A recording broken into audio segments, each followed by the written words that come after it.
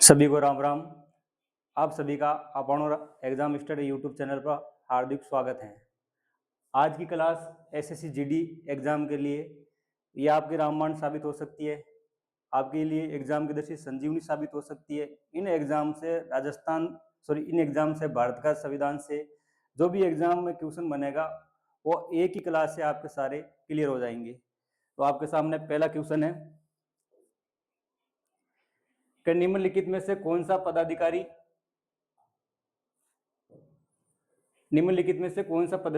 1 वर्ष की अवधि के लिए रोटेशन के आधार पर संबंधित क्षेत्रीय परिषद के उपाध्यक्ष। तो कौन सी परिषद आपके सामने? क्षेत्रीय परिषद। तो क्षेत्रीय परिषद का अध्यक्ष कौन होता है? क्षेत्रीय परिषद का अध्यक्ष होता है वो देश का प्रधानमंत्री होता है, और इस परिषद के उपाध्यक्ष सभी राज्यों के मुख्यमंत्री।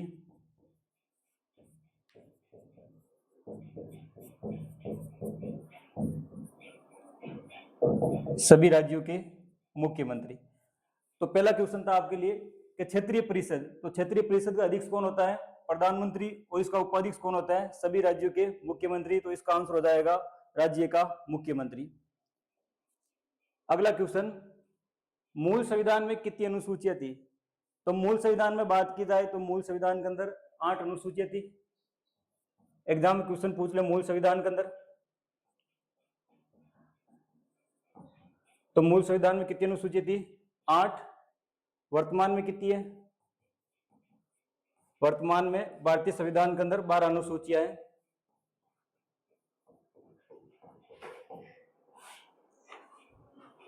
तो 9वीं अनुसूची, इसको जोड़ा गया था प्रथम संविधान संशोधन, और प्रथम संविधान संशोधन होता कब है? 1951 के अंदर। 1951 के अंदर। आपको एग्जाम में क्वेश्चन पूछ ले कि भारतीय संविधान के अंदर जो प्रथम बार संविधान संशोधन होता है वो कब होता है? 1951 के अंदर। और प्रथम संविधान संशोधन के तहत ही आपकी भारतीय संविधान के अंदर 9वीं अनुसूची जोड़ी गई थी। 10वीं अनुसूची, इसको 1952 के अंदर।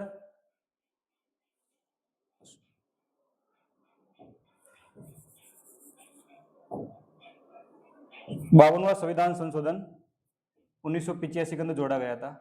और ये किन से संबंधित है? आपके दल बदल कानून, दल बदल कानून से संबंधित है। 11वीं अनुसूची, इनको जोड़ा गया था 73वां संविधान संशोधन 1992 के अंदर। किन से संबंधित है? आपके पंचायती राज व्यवस्था संबंधित।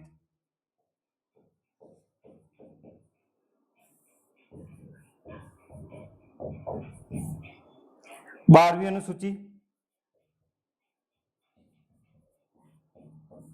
इनको जोड़ा गया था 74वां संविधान संशोधन 1992 के अंदर। किन से संबंधित है?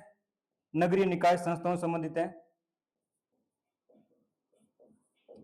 नगरीय निकाय संस्थाओं से संबंधित।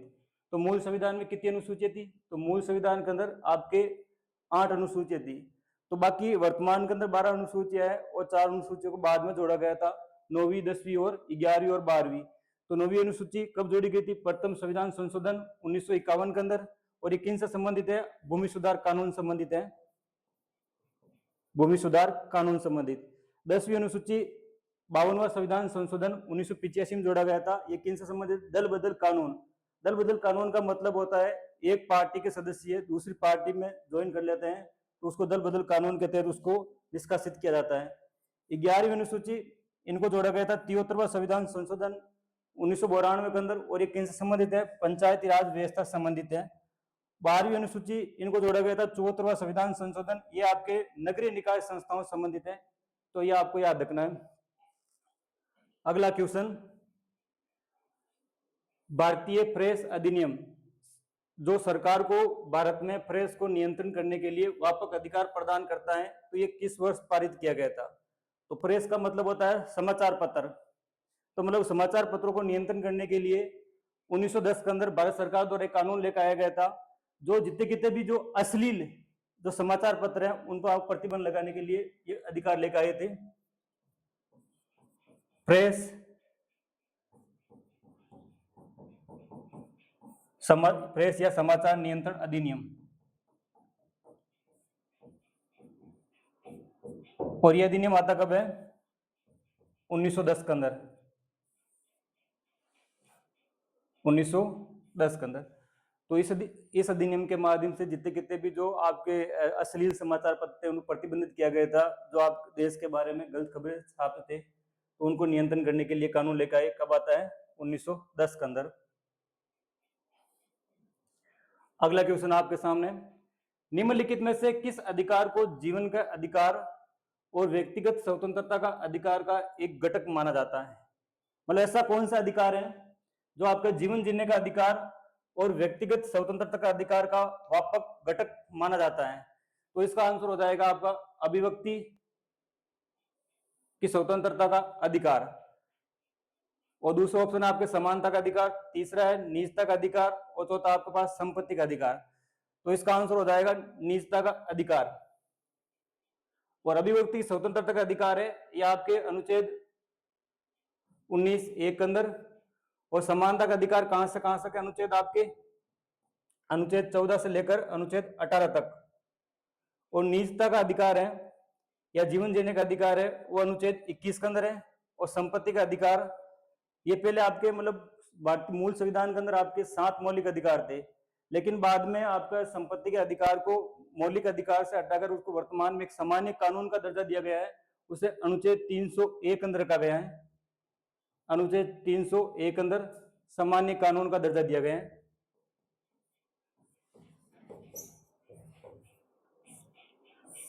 तो इसका आंसर हो जाएगा निजता का अधिकार, जो अनुच्छेद 21 के अंदर है, और ये भारतीय संविधान का सबसे बड़ा अनुच्छेद भी अनुच्छेद 21 है। इसमें व्यक्ति को जीवन जीने और व्यक्तिगत स्वतंत्रता संबंधित प्रावधान किया गया है। अगला क्वेश्चन, अनुच्छेद 352 के अंतर्गत राष्ट्रीय आपातकाल लागू हो तो संसद विधानसभाओं का कार्यकाल एक बार कितना बढ़ा सकती है? तो आपके राष्ट्रीय आपातकाल, तो भारतीय संविधान के अंदर आपके 3 प्रकार के आपातकाल का उल्लेख है। आपातकाल, तो भारतीय संविधान में कितने प्रकार के आपातकाल का उल्लेख है? 3। कौन कौन सी? पहली राष्ट्रीय आपातकाल, राष्ट्रीय आपातकाल, और राष्ट्रीय आपातकाल है अनुच्छेद 352 के अंदर। और राष्ट्रीय आपातकाल कब लगता है? यदि भारत पर कोई बाहरी देश आक्रमण करता है या भारत के अंदर सशस्त्र या आंतरिक विद्रोह, उस स्थिति के अंदर देश में राष्ट्रीय आपातकाल लगाया जाता है। राष्ट्रीय आपातकाल लगाने का अधिकार किसके पास है? राष्ट्रपति के पास। दूसरा है राज्य आपातकाल, और यह लगाया जाता है अनुच्छेद 356। तो राज्य आपातकाल क्या होता है? मान लो राजस्थान के अंदर है, तो राजस्थान के मुख्यमंत्री भजनलाल शर्मा जी है, जो संविधान में जितने कितने भी नियम दे रखे, कानून दे रखे, उनकी पालना नहीं कर रहे हैं। तो वर्तमान में राजस्थान के राज्यपाल हरिभूप कृष्णराव बांगड़े हैं, वो राष्ट्रपति से राजस्थान के अंदर राज्य आपातकाल लगाने के लिए उसे सिफारिश कर सकते हैं। तो उस राज्यपाल की सिफारिश पर राष्ट्रपति राज्य के अंदर राज्य आपातकाल की घोषणा कर सकता है। और तीसरा है वित्तीय आपातकाल।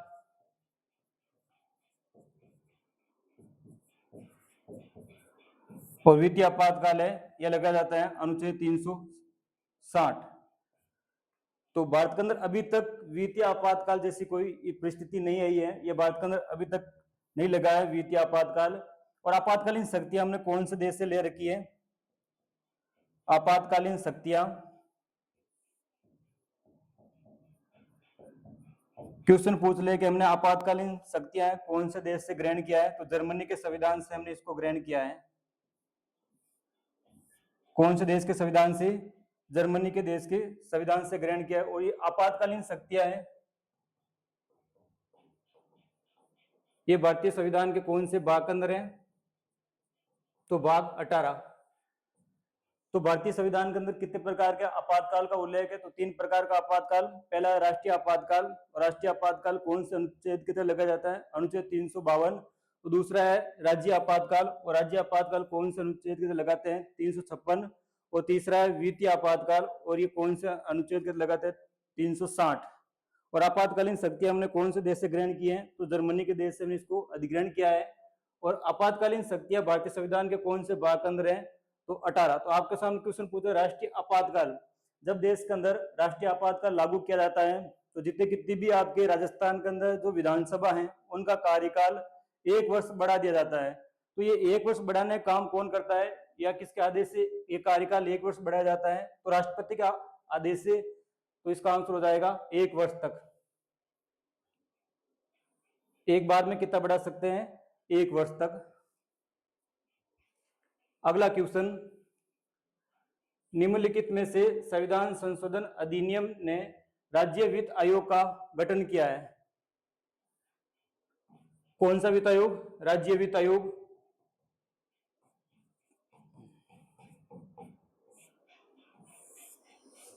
तो राज्य वित्त आयोग मतलब कौन सा आपके संविधान संशोधन है जिसमें आपके राज्य वित्त आयोग का गठन किया गया है, तो आपके राज्य वित्त आयोग का गठन किया गया है वो 73वां संविधान संशोधन, 73वां संविधान संशोधन 1992। और इसके तहत अनुच्छेद 243 आई और 243 वाई, आपके सामने दो अनुच्छेद है, एक 243 आई और एक 243 वाई। तो 243 आई है, इसमें पंचायत संबंधित वित्त आयोग है, किन संबंधित है, पंचायत। और 243 वाई है, ये नगरीय निकाय संबंधित, नगरीय निकाय संबंधित। तो राज्य वित्त आयोग, राज्य वित्त आयोग का उल्लेख कौन सा संविधान संशोधन के तहत 73वां संविधान संशोधन होता कब है, 1992 के अंदर। और कौन से अनुच्छेद के अंदर है, 343 आई और 343 वाई के अंदर। और 343 आई है ये पंचायती राज व्यवस्था संबंधित है, और 343 वाई है ये आपके नगरीय निकाय संबंधित है। तो वर्तमान में राजस्थान में कौन सा वित्त आयोग है, यदि आपको पूछ ले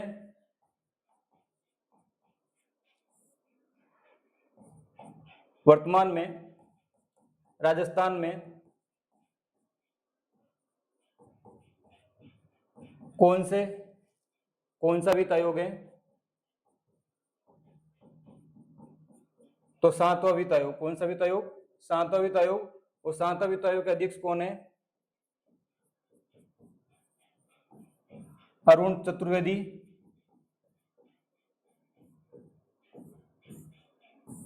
तो राजस्थान का जो प्रथम वित्त आयोग है उसके अध्यक्ष थे आपके कृष्ण कुमार गोयल, और दूसरे के आपके अध्यक्ष थे आपके नेकराम बसीन, और तीसरे के अध्यक्ष थे आपके इंद्रजीत सिंह खन्ना, और फिर आपके इसके अध्यक्ष बने अशोक कुमार पांड्या, और फिर इसके अध्यक्ष बने राम लुबाई जी, और फिर इसके आपके अध्यक्ष बनते हैं फिर आपके वित्त आयोग के अध्यक्ष बनते हैं अरुण कुमार चतुर्वेदी। अरुण कुमार चतुर्वेदी से पहले इसके अध्यक्ष थे प्रद्युम्न सिंह।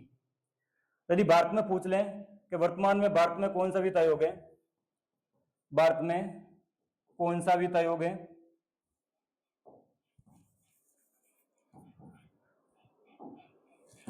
भारत में कौन सा वित्त आयोग है, तो वर्तमान के अंदर जो भारत में 16वां वित्त आयोग है, कौन सा वित्त आयोग है, 16वां वित्त आयोग। और 16वां वित्त आयोग के वर्तमान में अध्यक्ष कौन है, 16वां वित्त आयोग के वर्तमान में अध्यक्ष हैं अरविंद पनगड़िया। कौन है वर्तमान में इसके अध्यक्ष, अरविंद पनगड़िया, जो राजस्थान के भीलवाड़ा जिले से संबंध रखते हैं। जो राजस्थान के कौन जिले से संबंध रखते हैं, भीलवाड़ा जिले से संबंध रखते हैं। तो क्वेश्चन है राज्य वित्त आयोग। तो राज्य वित्त आयोग है, इसका गठन कौन करता है, तो राज्य वित्त आयोग का गठन राज्यपाल करता है, प्रत्येक 5 साल के लिए करता है। प्रत्येक 5 साल के बाद नया राज्य वित्त आयोग का गठन होता है। अगला क्वेश्चन, 1919 के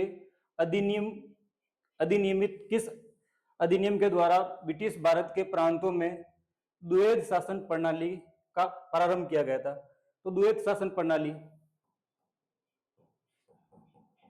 द्वैध शासन प्रणाली क्या है, इसमें जो विषयों को 2 भागों में बांटा गया है। विषय कितने भागों में बांटा गया, 2। एक तो आपके आरक्षित विषय और दूसरा है हस्तांतरित विषय। मतलब कुछ आपके विषयों को आपको आरक्षित सूची में शामिल किया गया है, कुछ हस्तांतरित सूची में शामिल किया गया है। तो द्वैत शासन, सबसे पहले भारत के अंदर तो द्वैत शासन की जो शुरुआत होती है वो होती है 1919 का भारत शासन अधिनियम। कौन सा अधिनियम? 1919 का भारत शासन अधिनियम। 1919 के भारत शासन अधिनियम के अंदर प्रांतों के अंदर द्वैत शासन की शुरुआत की गई। कहां पर की गई थी? प्रांतों के अंदर। तो इसका आंसर हो जाएगा भारत सरकार अधिनियम 1919। कौन सा हो जाएगा?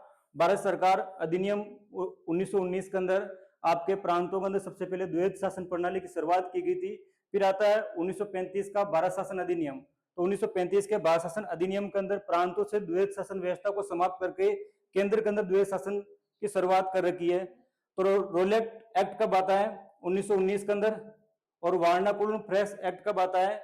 ये आता है 1878 के अंदर। और भारत शासन अधिनियम कब आता है? 1919 के अंदर। तो ये क्वेश्चन आप, इसका आंसर हो जाएगा भारत सरकार अधिनियम। अगला क्वेश्चन, संवैधानिक निकाय और उसके नोडल मंत्रालय के संबंध में निम्नलिखित में से कौन सा युग्म सुमेलित है? तो इसका क्वेश्चन पूछा गया कि संवैधानिक निकाय और उसके नोडल मंत्रालय आपके दे रखे हैं, तो इनमें कौन सा सही रूप से सुमेलित है? तो ये क्वेश्चन पूछा गया है। तो इसका संघ लोक सेवा आयोग है, जो कार्मिक लोग हैं, पेंशन मंत्रालय, अंतर्राज्यीय परिषद वित्त मंत्रालय, और तीसरा ऑप्शन है राष्ट्रीय अनुसूचित जाति जनजाति आयोग मंत्रालय, और भारत के अटॉर्नी जनरल गृह मंत्रालय। तो इसका सही रूप से आपका सुमेलित है संघ लोक सेवा आयोग, कार्मिक और लोक पेंशन मंत्रालय। तो आज की क्लास से आपके एसएसजीडी एग्जाम के लिए बहुत महत्वपूर्ण साबित होगी। आपको हर क्वेश्चन अच्छी तरीके से एग्जाम से पहले देख के जाना है, और हमारी जो टीम है आपके लिए ऐसे ही बेहतरीन प्रयास करती रहेगी।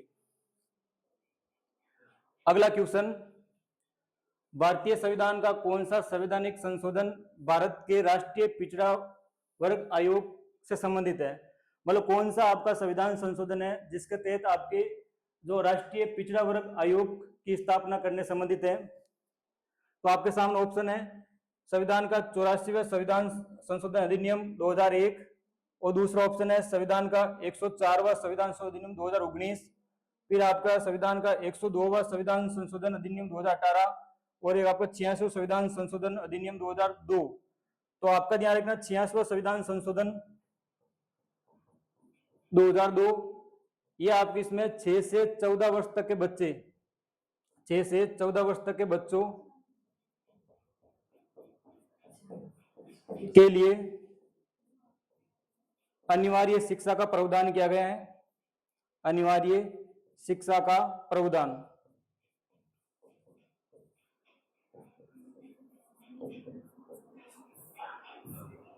और इस आपका हो जाएगा इसका 102वां संविधान संशोधन अधिनियम 2018। 102वां संविधान संशोधन अधिनियम 2018 के तहत आपके राष्ट्रीय पिछड़ा वर्ग आयोग का गठन करने की बात कही गई थी। राष्ट्रीय पिछड़ा वर्ग आयोग मतलब ओबीसी, और इनका जो गठन करने की बात की संविधान के कौन से अनुच्छेद के अंदर? तो अनुच्छेद 338 ए। तो इसका आंसर हो जाएगा भारतीय संविधान का 102वां संविधान संशोधन अधिनियम, जो कब होता है? आपके 2018 के अंदर होता है। इसके तहत आपके राष्ट्रीय पिछड़ा वर्ग आयोग की स्थापना करने की बात कही गई थी, और इसके संविधान के कौन से अनुच्छेद के अंदर ऐड किया गया था? अनुच्छेद 338 ए। अगला क्वेश्चन, गोवा राज्य के विधानसभा निर्वाचन क्षेत्रों में अनुसूचित जनजातियों के प्रतिनिधित्व का पुनः समायोजन विधेयक 2024 के तहत राज्य में एसटी समुदाय संबंधित व्यक्तियों की जनसंख्या का प्राकलन करने के लिए जनगणना आयुक्त नियुक्ति करने की शक्ति किसके पास है? तो इसका आंसर हो जाएगा केंद्र सरकार। क्योंकि आपके भारत के अंदर जो 28 राज्य हैं, 28 राज्यों के अंदर कितने भी राज्यों के अंदर आपके जनगणना जो आयुक्त की नियुक्ति करने का अधिकार है वो किसके पास है? केंद्र सरकार के पास है। अगला क्वेश्चन, संसद की संयुक्त बैठक के विनियमों द्वारा संचालित होती है। तो संसद की संयुक्त बैठक का मतलब है कि आपके संसद के दो भाग हैं, एक तो लोकसभा और एक राज्यसभा। तो लोकसभा और राज्यसभा को साथ बैठाकर जो बैठक की जाती है उसको हम क्या कहते हैं? संयुक्त बैठक, संयुक्त बैठक।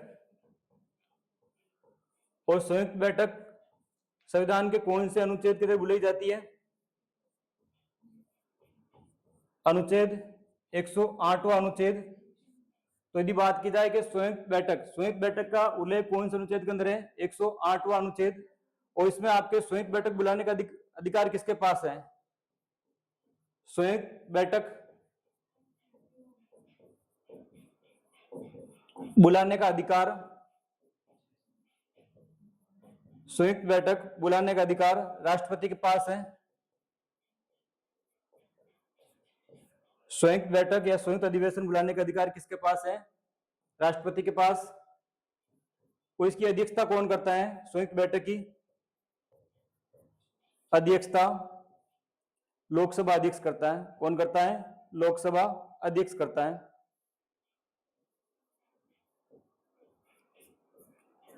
तो संयुक्त बैठक के विनियमों द्वारा संचालित होती है।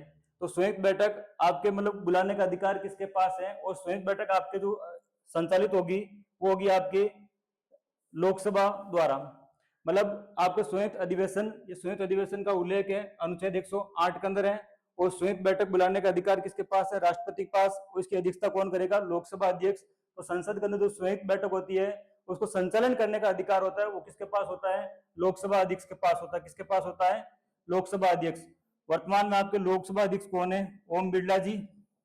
वर्तमान में कौन है? ओम बिरला जी। ओम बिरला जी वर्तमान के अंदर आपके लोकसभा स्पीकर हैं। ये आपके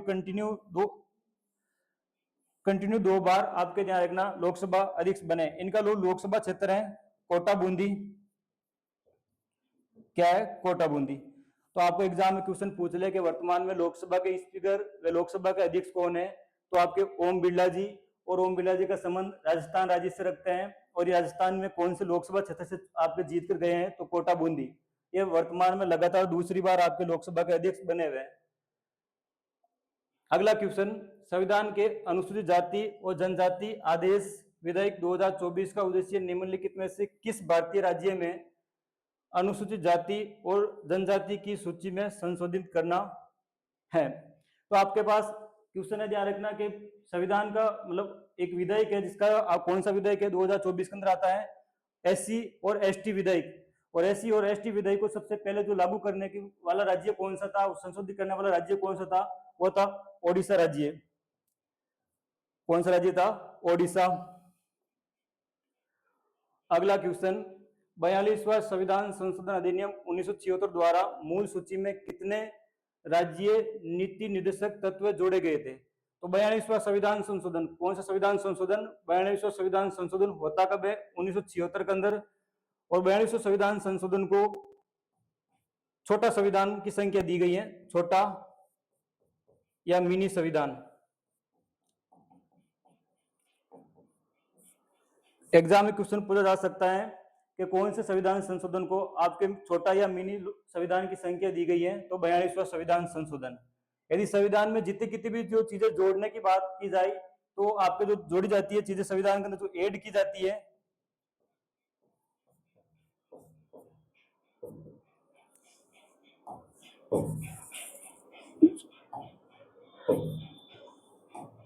जोड़े गए विषय, वो आपके जितने कितने भी संविधान में कोई चीज नहीं ऐड की जाती है तो 42वां संविधान संशोधन 1976 के तहत की जाती है। तो इसके तहत आपके कितने नीति निर्देशक तत्व जोड़े गए थे? तो 4 नीति निर्देशक तत्व जोड़े गए थे। कौन कौन सा? 39 ए, 43 ए और 48 ए। तो आपके ध्यान रखना मतलब 42वां संविधान संशोधन 1976 के तहत कितने नीति निर्देशक तत्व जोड़े गए थे? तो 4 नीति निर्देशक तत्व जोड़े गए थे। और कौन कौन से जोड़े गए थे? आपको 39 ए, 43 ए और 48 ए। तो आपके राज्य के नीति निर्देशक तत्व है, नीति निर्देशक तत्व। नीति निर्देशक तत्व हमने कौन से देश से लिए ग्रहण किए? आयरलैंड के संविधान से इसको हमने अपनाया है।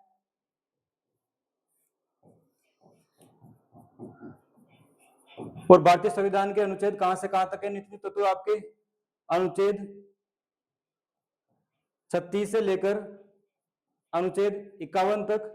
और संविधान के कौन से भाग के अंदर है आपके? तो भाग 4।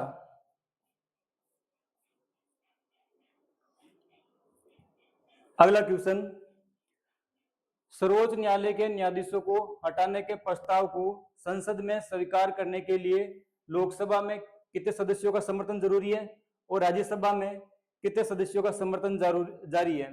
मतलब सर्वोच्च न्यायालय का न्यायाधीश, इसको हटाने के लिए जो प्रस्ताव लाया जाता है, चाहे लोकसभा में लाया जा सकता है, चाहे राज्यसभा में लाया जा सकता है, तो सबसे पहले जिस आपके सदन में लाया जाता है उसमें मतलब कितने सदस्यों का समर्थन जरूरी है, और जिस सदस्य जितने मतलब फिक्स निर्धारित संख्या है उसका मतलब समर्थन से ही वो प्रस्ताव पारित हो सकता है। तो लोकसभा में 100 सदस्यों का समर्थन होना चाहिए। लोकसभा के अंदर 100 सदस्यों का समर्थन,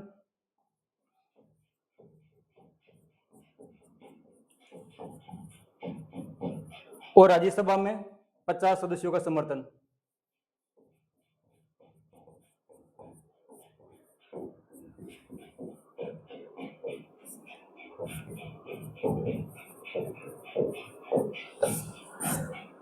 तो इसका आंसर हो जाएगा 100 और 50। मतलब आपके सर्वोच्च न्यायालय का न्यायाधीश है, उसको हटाने का जो प्रस्ताव है वो संसद के आपके लोकसभा या राज्यसभा किसी भी सदन में लाया जा सकता है। तो जिस सदन में लाया जाता है तो उस सदन के जितने कितने भी आपके कुल सदस्यों का कितने सदस्यों का समर्थन होने के कारण ये प्रस्ताव लाया जा सकता है। यदि ये मान लो ये प्रस्ताव लोकसभा में लाया जाता है तो इसके लिए 100 सदस्यों का समर्थन जरूरी है, मतलब 100 सदस्यों को उस प्रस्ताव पर साइन होने चाहिए। और राज्यसभा में लाया जाता है उस प्रस्ताव पर आपके 50 सदस्यों का समर्थन होना चाहिए। यदि ये समर्थन हो गया तो बाद के अंदर आपके प्रस्ताव आपके आगे चलता है। अगला क्वेश्चन, 1950 के भारतीय सर्वोच्च न्यायालय में भारत के मुख्य न्यायाधीश के अतिरिक्त अन्य न्यायाधीशों की संख्या कितनी थी? तो आपके सुप्रीम कोर्ट, सुप्रीम कोर्ट के हो चाहे उच्चतम न्यायालय के हो चाहे आपके न्यायालय ना सर्वोच्च न्यायालय को, एक ही बात है। तो सुप्रीम कोर्ट की स्थापना कब की गई थी? इसकी स्थापना 28 जनवरी 1950 के अंदर। एग्जाम में क्वेश्चन पूछा गया है तो ध्यान रखना कि सुप्रीम कोर्ट की स्थापना कब होती है? 28 जनवरी 1950। उस समय आपके मतलब कितने न्यायाधीश थे? तो उस समय आपका कुछ सुप्रीम कोर्ट के अंदर एक मुख्य न्यायाधीश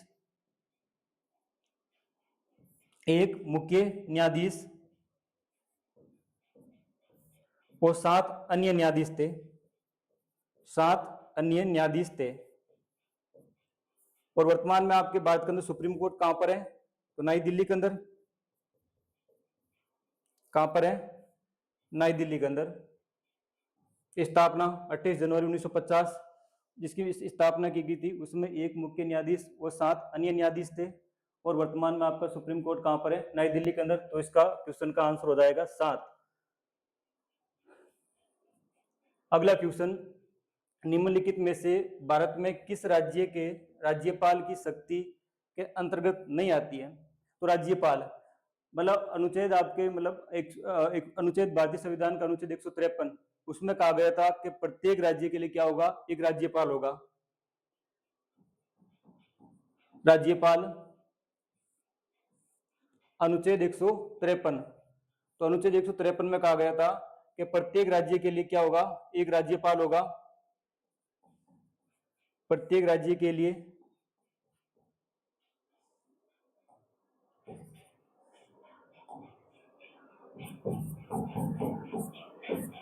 एक राज्यपाल होगा।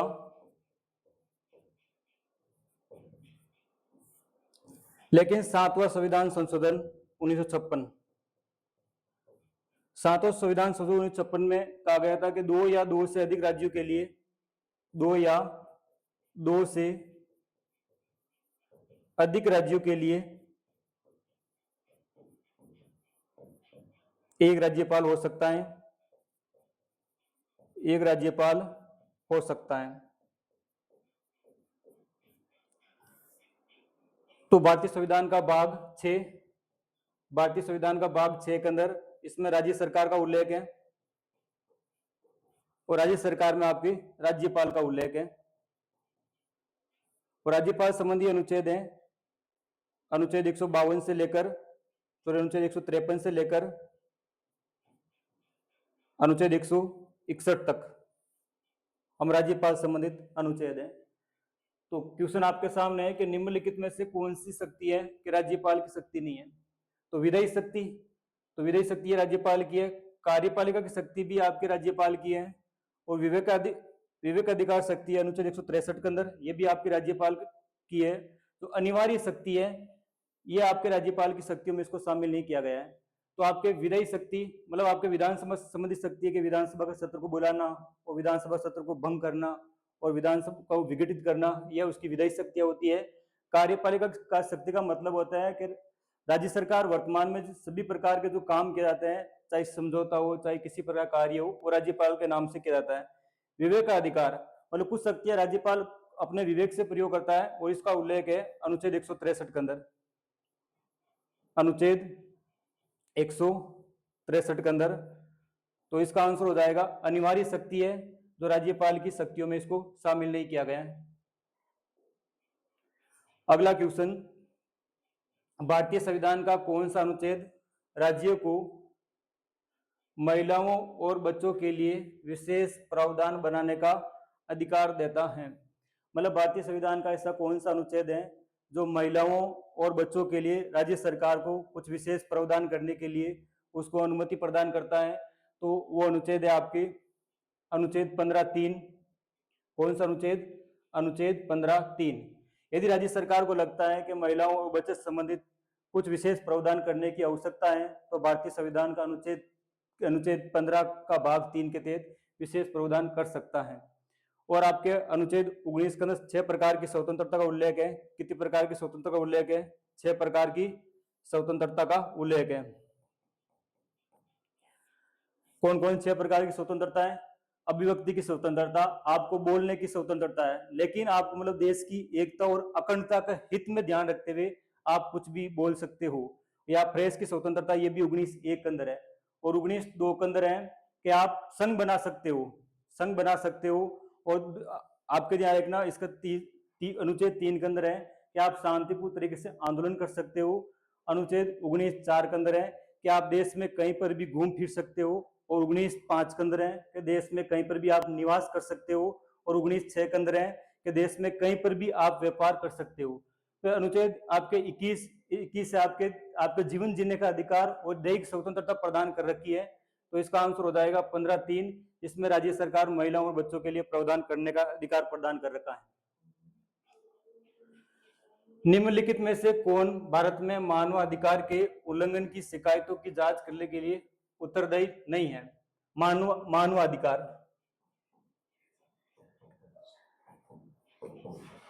आपके सामने एक वर्ड दे रखा है मानवाधिकार। मतलब आपके भारत सरकार हो चाहे राज्य सरकार हो चाहे आपके ध्यान रखना यूएन हो, उन्होंने द्वारा मतलब आप मानव को कुछ अधिकार प्रदान कर रखे हैं। और मानव अधिकार, तो इसके लिए सबसे पहले आपके ध्यान 10 दिसंबर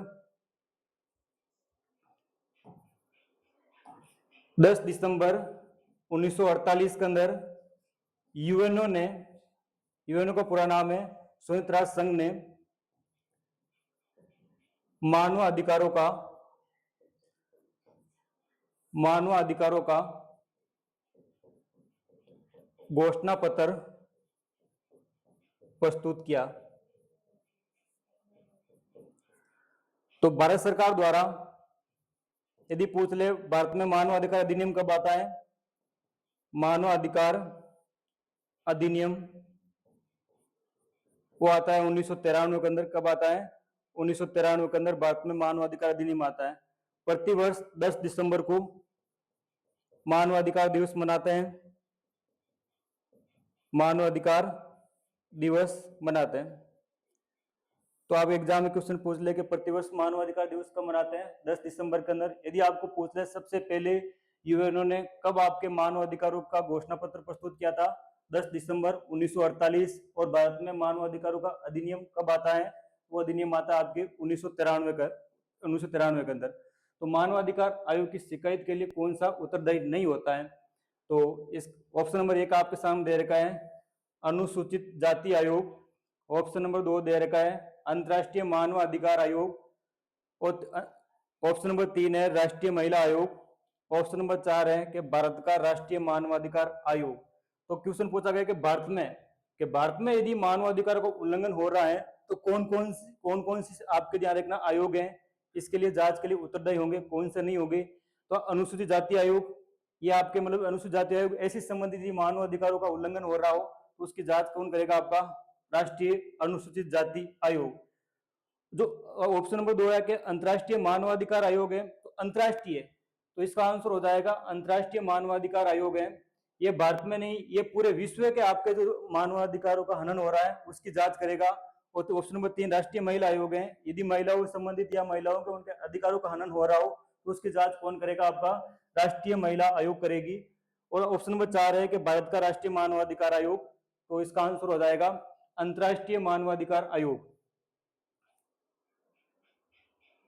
अगला क्वेश्चन है कि भारतीय संविधान का कौन सा अनुच्छेद काम की न्याय संगत और मानवोचित दशाएं के सिद्धांत को रेखांकित करता है। आपके सामने क्वेश्चन है कि भारतीय संविधान का कौन सा अनुच्छेद है जो काम की न्याय संगत और मानवोचित दशाएं उपलब्ध करवाता है। तो राज्य सरकार या भारत सरकार जो भी बुजुर्ग व्यक्ति है, जो बेरोजगार है, जो बीमार व्यक्ति है, जो निःशक्त व्यक्ति है, उनको काम, शिक्षा और लोक सहायता उपलब्ध कराने का जो अधिकार प्रदान कर रखा है वो है आपके अनुच्छेद 41। कौन सा अनुच्छेद, अनुच्छेद 41। अनुच्छेद 41 में राज्य सरकार बीमार, बुजुर्ग, निःसंगत, बेरोजगार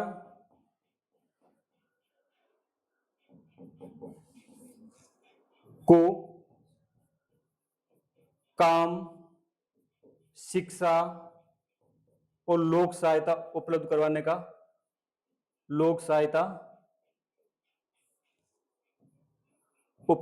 प्रावधान करता है।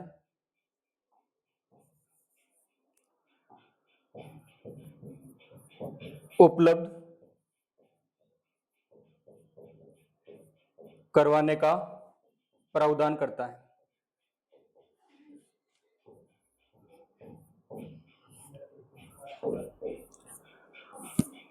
तो आपका क्वेश्चन है कि कौन सा अनुच्छेद काम की न्याय संगत और मानवोचित दशाएं उपलब्ध करवाता है।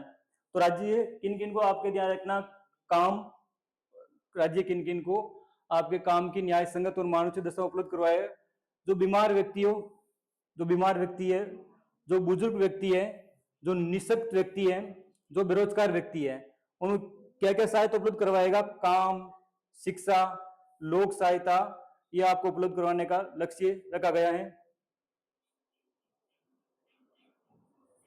तो इसका आंसर हो जाएगा अनुच्छेद 42।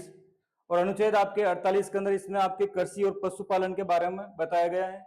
और इसमें आपके ध्यान रखना, ये जो गो हत्या, आप गो हत्या वध है उसके बारे में, इसके बारे में बताया गया है। और वन्य जीव और वन संरक्षण के संबंधी अनुच्छेद 48 के अंदर है। अनुच्छेद आपके 46 के अंदर SC और ST, SC और ST के लिए सरकार उनके लिए क्या क्या कल्याण के लिए, उनके उत्थान के लिए क्या क्या कार्य कर सकते हैं, वो आपके अनुच्छेद 46 के अंदर इसका उल्लेख है। तो इसका आंसर हो जाएगा अनुच्छेद 42। अगला क्वेश्चन, भारतीय संविधान का निम्नलिखित में से कौन सा अनुच्छेद केंद्र, राज्य और अंतर्राष्ट्रीय विवादों पर सर्वोच्च न्यायालय के मूल क्षेत्राधिकार का प्रावधान करता है। तो भारतीय संविधान का कौन सा अनुच्छेद है जो आपके केंद्र और राज्यों के मध्य वे अंतर्राष्ट्रीय विवादों का उनका समाधान के लिए जो सर्वोच्च न्यायालय के जो मूलाधिकार क्षेत्र है उसमें शामिल करने का प्रावधान करता है। तो भारतीय संविधान का अनुच्छेद 131, इसमें आपके सर्वोच्च न्यायालय के मूलाधिकार शामिल है। सर्वोच्च न्यायालय का मूला क्षेत्राधिकार,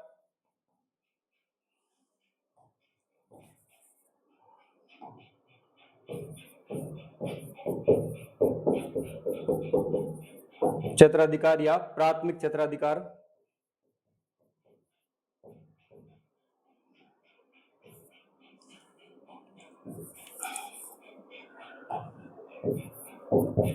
प्राथमिक क्षेत्राधिकार।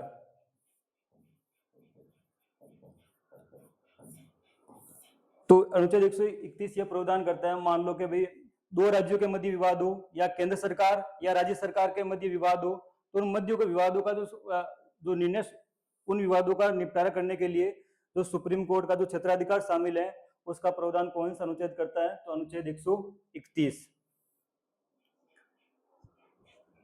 अगला क्वेश्चन, भारतीय संविधान के किस अनुच्छेद में स्पीकर और डिप्टी स्पीकर के पद का अवकाश, त्यागपत्र और हटाए जाने का प्रस्ताव उल्लेखित है? तो मतलब भारतीय संविधान का कौन सा अनुच्छेद है जो आपके लोकसभा अध्यक्ष और उपाध्यक्ष और उनको पद पे हटाने का अधिकार है, उसके त्यागपत्र का उल्लेख करता है? तो उसके संबंध अनुच्छेद अनुच्छेद 194। कौन सा अनुच्छेद है? 194। इसमें लोकसभा के अध्यक्ष व उपाध्यक्ष को हटाना है, त्यागपत्र का उल्लेख है। कौन सा अनुच्छेद के अंदर? अनुच्छेद 94 के अंदर। तो ये क्वेश्चन याद रखना कि लोकसभा अध्यक्ष और उपाध्यक्ष हैं, उनको हटाने का जो प्रावधान किया गया है संविधान के कौन से अनुच्छेद के किया गया है? तो अनुच्छेद 94 के तहत। अगला क्वेश्चन, संविधान का कौन सा अनुच्छेद अंतर्राज्यीय जल विवादों के न्याय निर्णय का प्रावधान करता है? क्या मतलब भारतीय संविधान का कौन से अनुच्छेद है जो अंतर्राज्यीय जल विवाद? अंतर्राज्यीय जल विवाद का मतलब है जैसे कावेरी नदी है, तो कावेरी नदी को लेकर आपके तमिलनाडु और आपके आंध्र प्रदेश राज्यों के मध्य विवाद हो रहा है। सॉरी, कावेरी नदी को लेकर आपके कर्नाटक और तमिलनाडु के नदी के मध्य विवाद चल रहा है, और कृष्णा नदी को लेकर आंध्र प्रदेश और कर्नाटक राज्य के मध्य विवाद चल रहा है। मतलब नदियों को लेकर दो राज्यों को जो टकराव की स्थिति होती है, तो उस समय उनका विवाद का जो समाधान करने के लिए जो अंतर्राष्ट्रीय जल विवाद का न्याय निर्णय का जो प्रावधान करता है, तो वो कौन सा अनुच्छेद है? तो अनुच्छेद 262। कौन सा अनुच्छेद है? अनुच्छेद 262 और अनुच्छेद 263। अनुच्छेद 263 के अंदर अंतर्राज्यीय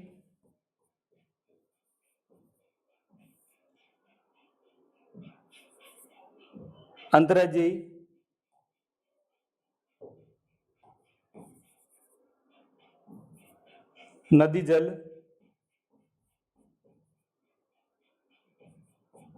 विवाद समाधान परिषद का गठन किया गया है। समाधान परिषद का गठन किया गया है।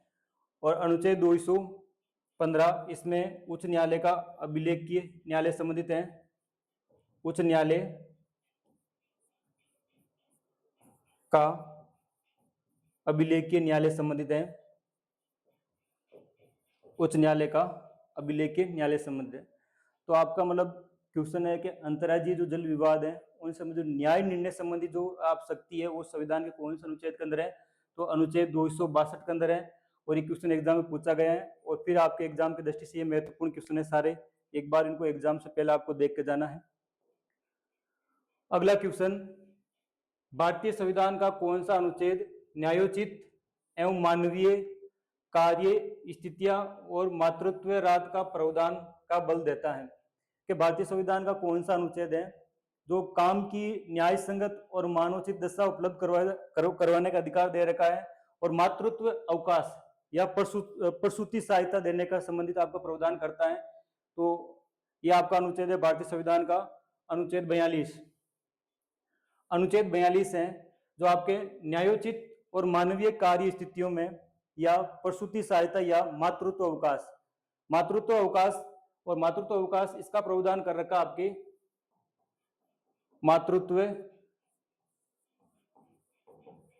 अवकाश, इसके लिए एक अधिनियम बना रखा है, मातृत्व अधिनियम 2016। तो इसके तहत आपके मातृत्व अवकाश कितना रखा गया है? 21 सप्ताह। कितना रखा गया है? 21 सप्ताह। और अनुच्छेद आपका 47, ये पोषाहार हमारा राज्य सरकार है जो पोषाहार है, अच्छा आहार है, उनको मतलब बढ़ावा देने के लिए क्या क्या कर सकता है, और जितने कितने भी जो खतरनाक औषधियां है जो जीवन के लिए हानिकारक है उनको प्रतिबंधित करने का भी प्रावधान आपके अनुच्छेद 47 के अंदर है। और जितने कितने भी मादक पदार्थ है, जो नशीली पदार्थ है, उनको भी आपका प्रतिबंध करने का जो प्रावधान कर रखा है वो है अनुच्छेद आपके 47 के अंदर। फिर आपके सामने अनुच्छेद यहाँ रखना 44, इसमें समान नागरिक संहिता। तो समान नागरिक संहिता का मतलब होता है कि सभी के लिए जो कानून है एक जैसा। तो समान नागरिक संहिता, समान नागरिक संहिता समान नागरिक संहिता, तो ये सबसे पहले ये कहां पर, कौन से राज्य के अंदर लागू किया गया था इसको? गोवा के अंदर।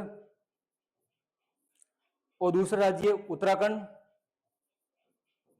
दूसरा राज्य कौन सा है? उत्तराखंड।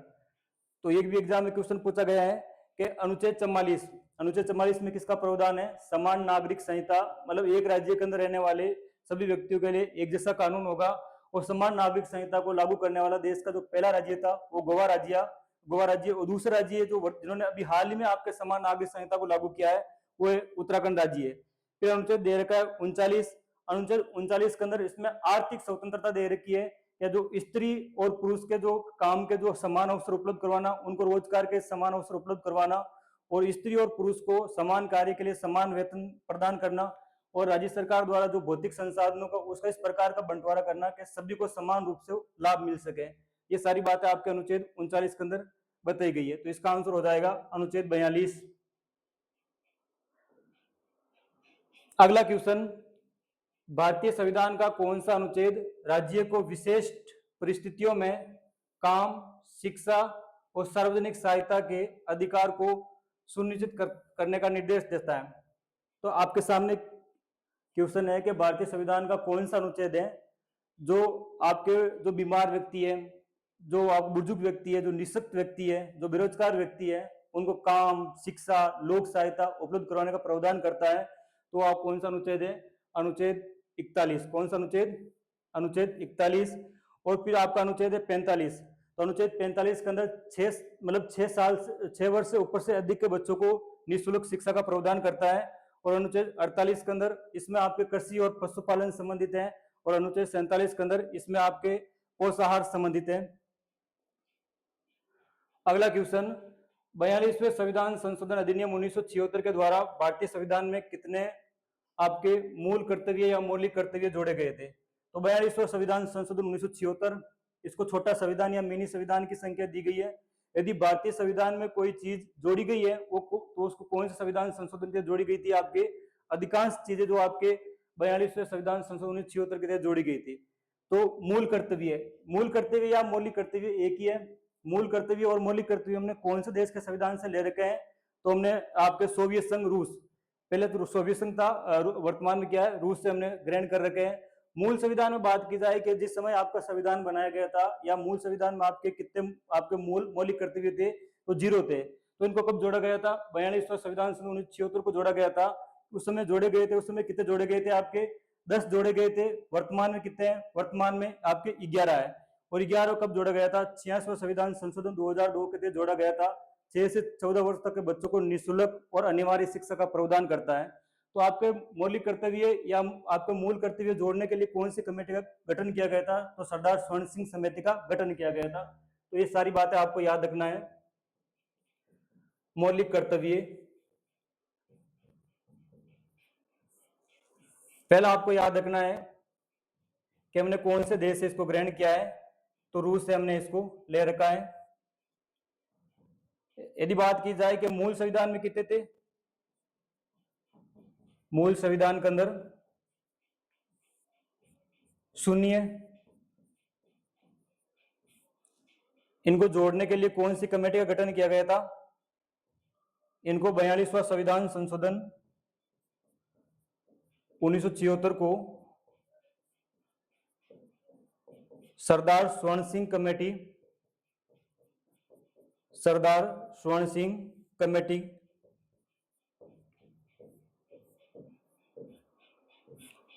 की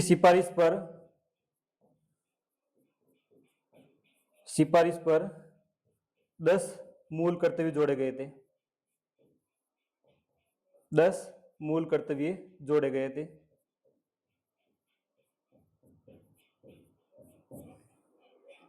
वर्तमान में कितने हैं? वर्तमान में मूल कर्तव्य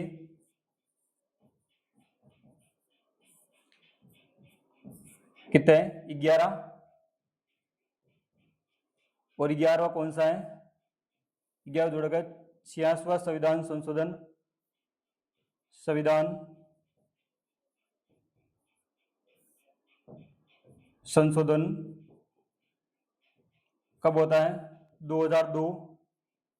इसमें किसका प्रावधान कर रखा है? 6 से 14 वर्ष तक के बच्चों के लिए निःशुल्क और अनिवार्य शिक्षा और अनिवार्य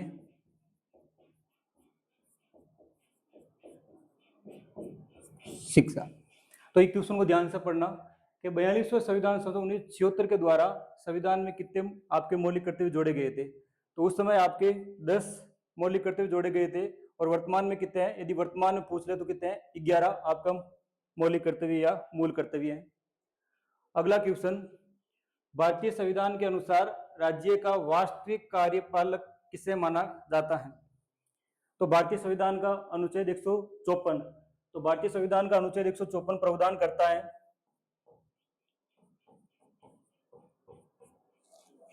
कि राज्य की जो कार्यपालिका होती है, राज्य की कार्यपालिका, इसके आपके दो संरक्षक होते हैं, एक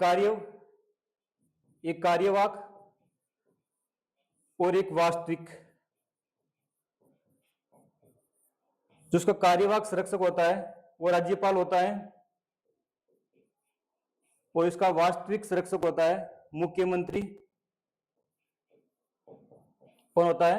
मुख्यमंत्री। तो अनुच्छेद 154 इसमें प्रावधान किया गया है कि जो राज्य की कार्यपालिका होती है उसका जो कार्यवाहक अध्यक्ष होता है या संवैधानिक अध्यक्ष होता है या संवैधानिक जो अध्यक्ष होता है या संरक्षक होता है वो राज्यपाल होता है और उसका वास्तविक प्रयोग कौन करता है? मुख्यमंत्री करता है। मतलब आपके राज्यपाल का जो पद है वो नाम मात्र है, बाकी राज्य के अंदर जो समस्त कार्य करता है वो मुख्यमंत्री, और मुख्यमंत्री किसके परामर्श से करता है? वो मंत्री परिषद के परामर्श से करता है। तो इस क्वेश्चन का आंसर हो जाएगा मुख्यमंत्री। अगला क्वेश्चन, किसी राज्य की मंत्री परिषद सामूहिक रूप से के प्रति उत्तरदायी होती है? मतलब किसी राज्य की जो मंत्री परिषद होती है वो सामूहिक रूप से किसके प्रति उत्तरदायी होती है और आपके व्यक्तिगत रूप से किसके प्रति उत्तरदायी होती है? तो भारतीय संविधान का अनुच्छेद 164 164(2), भारतीय संविधान कौन सा अनुच्छेद? अनुच्छेद 164(2) यह प्रावधान करता है कि जो मंत्री परिषद,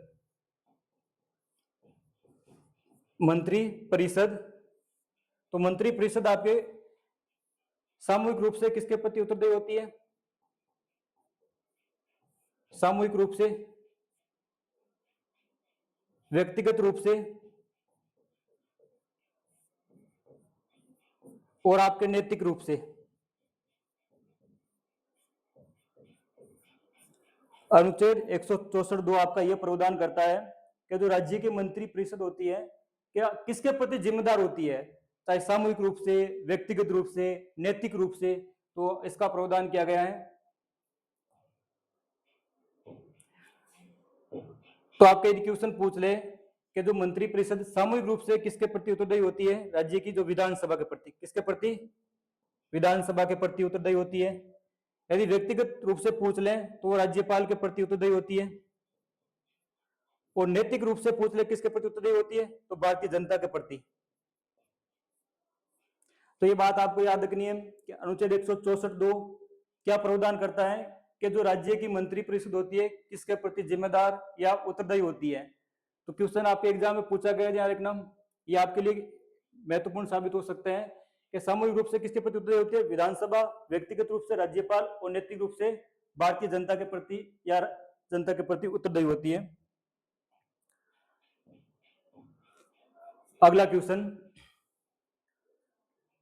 भारतीय संविधान के अनुसार भारत के निर्वाचन आयुक्त का अधिकतम कार्यकाल कितना हो सकता है? कि जो भारत का मुख्य निर्वाचन आयुक्त होता है, मुख्य निर्वाचन आयुक्त, भारत का मुख्य निर्वाचन आयुक्त, इनके कार्यकाल की बात की गई है। इनका कार्यकाल कितना होता है? तो इनका कार्यकाल 6 वर्ष या 65 वर्ष कितना होता है? 6 वर्ष या 65 वर्ष। तो इसका आंसर हो जाएगा 6 वर्ष। भारत का महान्यायवादी को कानूनी सलाह प्रदान करता है कि महान्यायवादी या अटॉर्नी जनरल, भारतीय संविधान का अनुच्छेद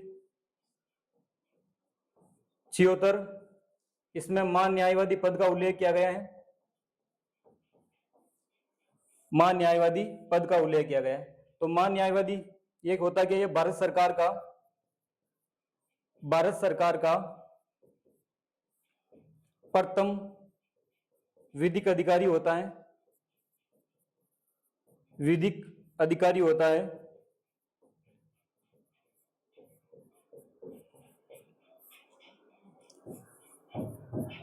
जो भारत सरकार को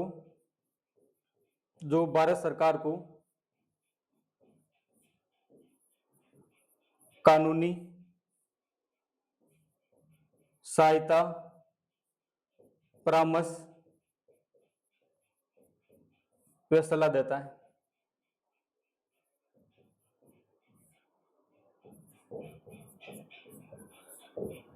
क्या देता है? सलाह देता है। तो महान्यायवादी की नियुक्ति कौन करता है? महान्यायवादी की नियुक्ति राष्ट्रपति करता है। और ये त्याग पत्र भी किसको देता है? राष्ट्रपति को। तो एक क्वेश्चन एग्जाम पूछा गया है कि महान्यायवादी पद का उल्लेख भारतीय संविधान के कौन से अनुच्छेद में? अनुच्छेद 76 के अंदर है। और ये क्या है? ये भारत सरकार को विधिक अधिकारी, प्रथम विधिक अधिकारी है। भारत सरकार को, मतलब भारत सरकार की ओर से जितने कितने भी आपके जो मामले होते हैं, मुकदमे होते हैं, उनकी पैरवी कौन करता है? महान्यायवादी करता है। तो इसका आंसर हो जाएगा कि किसको कानूनी सहायता प्रदान करता है? ये संघ सरकार या केंद्र सरकार। तो आज के जो क्लास में हमने जितने कितने भी भारतीय संविधान के, तो आज की क्लास के आपके जो राजस्थान भारत की जो संविधान है उसके आपके 30 से प्लस क्वेश्चन हो रखे हैं। अगला क्वेश्चन है कि राज्य सरकार के जो व्यवसाय से अधिक सुविधाजनक संचालन के लिए नियमावली कौन बनाता है? राज्य सरकार के लिए जो अधिक सुविधाजनक संचालन करने के लिए जो नियम बनाता है वो बनाएगा राज्य का मुख्यमंत्री। कौन बनाएगा? राज्य का मुख्यमंत्री। क्योंकि राज्य के अंदर जो मंत्री परिषद की जो अध्यक्षता भी कौन करता है? वो मुख्यमंत्री करता है। और राज्य का महाधिवक्ता, और महाधिवक्ता का उल्लेख अनुच्छेद 165 के अंदर, कौन सा अनुच्छेद के अंदर? अनुच्छेद 165 के अंदर। जिस प्रकार अनुच्छेद हमने 76 के अंदर महान्यायवादी पढ़ा है, तो महान्यायवादी भारत सरकार का प्रथम विधिक अधिकारी होता है। उसी प्रकार से राज्य के अंदर जो महाधिवक्ता होता है, राज्य का प्रथम विधिक अधिकारी होता है, जो राज्य सरकार को कानून संबंधित परामर्श या सलाह देने का काम करता है। और महाधिवक्ता की नियुक्ति कौन करता है? राज्यपाल। और ये त्याग पत्र किसे देता है? राज्यपाल को देता है। और राज्य का मुख्य सचिव यदि पूछ ले कि आपके राज्य का प्रथम प्रशासनिक अधिकारी या राज्य का सबसे बड़ा जो अधिकारी होता है वो कौन होता है? मुख्य सचिव है। और राज्य का राज्यपाल, और इसका उल्लेख अनुच्छेद 153 में है कि प्रत्येक राज्य के लिए क्या होगा? एक राज्यपाल होगा। तो इसका आंसर हो जाएगा राज्य का मुख्यमंत्री।